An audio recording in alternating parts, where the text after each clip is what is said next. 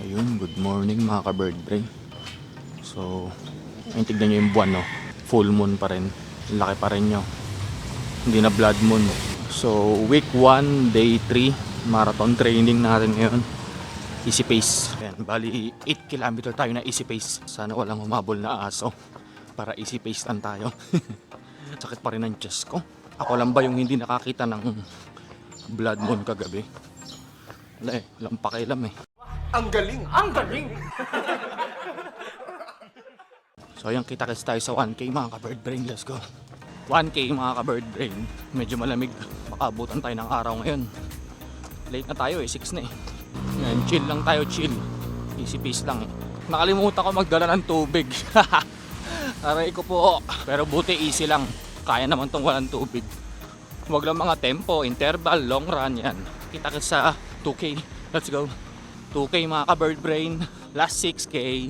Let's go. Ang ganda ng klima ngayon, oh. 2K pa lang natatakbo ko. Pero gusto ko na mag 2-piece chicken. Try ko po.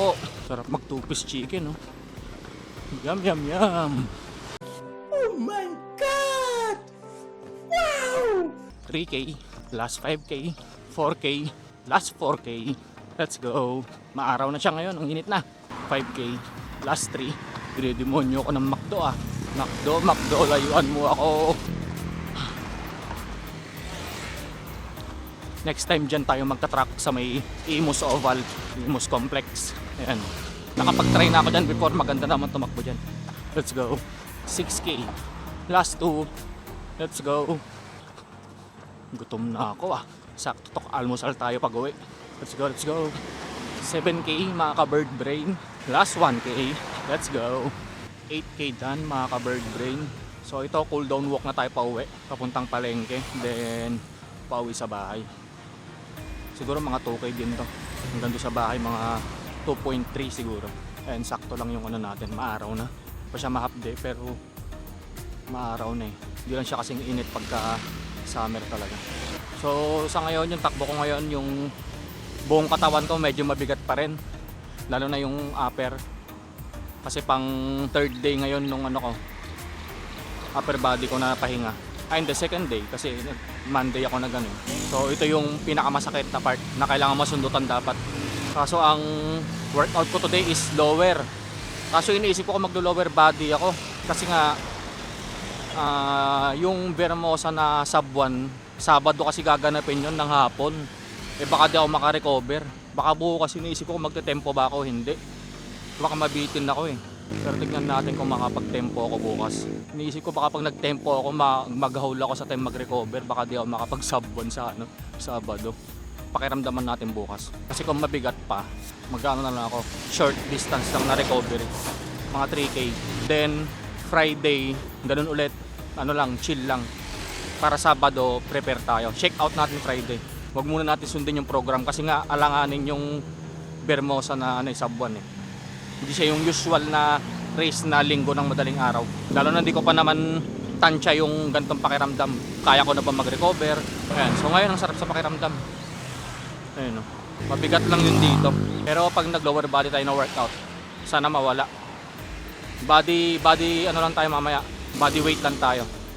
Hindi tayo makapag-gym eh. Bali magbuhat-buhat lang tayo ng mga upuan. Yung gawin natin pampabigat mamaya. Uy, sira ulo. Hindi ko pala na-start yung walk. Ang layo na ng nilakad ko. Pero anyway, hayaan mo na. Cool down, cool down. Ano kaya masarap na ano ngayon? Almusal. So bali ito yung ano natin.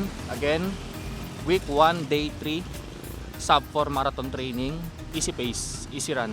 Then bukas, tempo session natin. Pero titignan ko kung magte-tempo run ako. Baka mamaya daw makarecover. Imbes na makakuha ako ng medal lang sub 1, wala akong makuwang medal. Sayang din kasi yung medal nun. Pag di ka nakakuha. Sayang kung napaaga-aga lang yung training ko sa sub 1, no? Sayang. Mabibreak ko sana yung PR ko dati. Ayun, no? Sakto lang yung init. Tapos ako ngayon, mga 7 na ako natapos eh. Hindi pa siya ma-half day. Pagka yung bandang April na to, ma-half day na yung ganito. Alas 7. 6:30 nga minsan, ma-half day na yung araw. Ngayon, goods pa to. Daming gulay. Ano kayong ulamin natin ngayon? Anong masarap lutuin? Isda ulit, isda. Pas muna sa gulay, kakagulay ko lang eh. So ikaw idol, kailan mo sisimulan yung training program mo? O kaya yung pagja-jogging mo? Simulan mo na, mag day 1 ka na. Tapos after 2 days, day 1 ulit. At least, di ba, nasisimula mo. Kahit every week, reset ka ng reset. Day 1. Next week, day 1 ka ulit. Okay lang yun. Kesa naman yung day 0 ka buong taon. Nakakatakam naman yung mga tindang almusal. Mga tapsihan. Aray ko po. Bali, magbubuko Diyos tayo ngayon. Para pampalakas ang loob. Dalawa boss, malaog.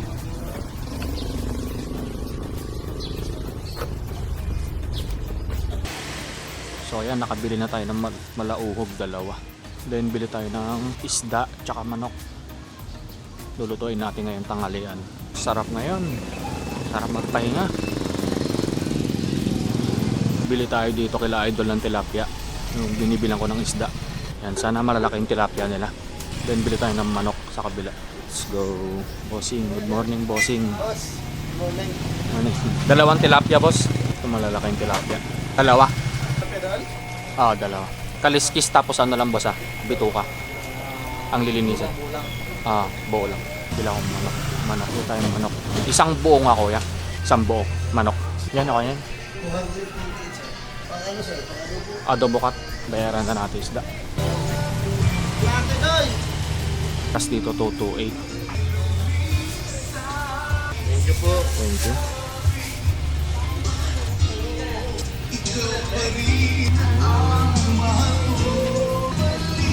Wala kami hawakan doon. Okay lang. Thank you. Morning. Karga na. Ayan, nakapalengke na tayo ng isda. Manok. Doon ako lagi bumibili lagi kila Idol. Ang isda. Yung manok naman doon sa tapat nila. Mura kasi doon kasi frozen nga. Pero kung gusto nyo ng sariwang manok, doon kayo bumili kila Idol. Pag frozen, doon sa tapat. Ayan, so uwi na tayo. Siningit ko lang naman to. Let's go mga ka-bird brain.